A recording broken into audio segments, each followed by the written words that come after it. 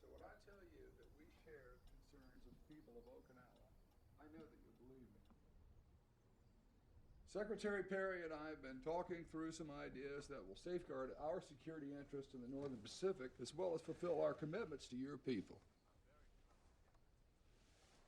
Japan has long been a close security partner with the United States, and nothing, I promise you, is going to jeopardize that. Well, it's good talking to you, too. Mr. Blair. Tony, please. Welcome to the White House. I have been following your career with great interest. So you know we've taken a page out of your book. Quite a few pages, which I consider to be a big compliment. Have a seat. You know, we keep a pretty close eye on things over here, and we think that the smart money is on you. And I thought a high-profile visit with an American president might just help you across the finish line.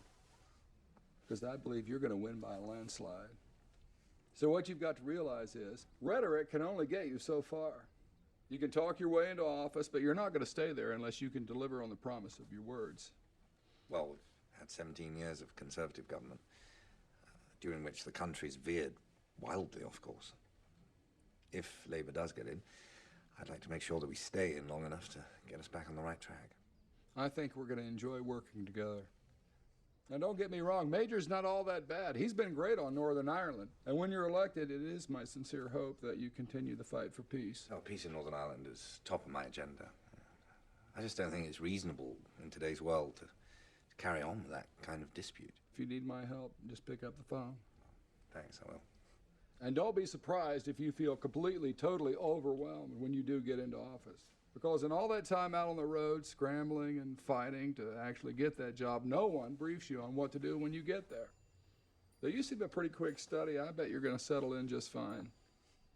So we have a few minutes before the press. Did anyone around here tell you to ask about the moon rock? They did, actually. 3.6 billion years old. You know, sometimes when things get stressful around here, I just shut that door, sit on the couch, and hold that rock and think, we all just got to chill a little. A productive meeting, Mr. President? Very. We discussed a number of things, including the peace process in Northern Ireland, which is an article of faith for me personally, as you know. Do you think you've been talking to the next Prime Minister of Great Britain? Come on, it's not a diplomatic question. Look, I just hope he's been talking to the next president of the United States. Tonight, Bill Clinton proved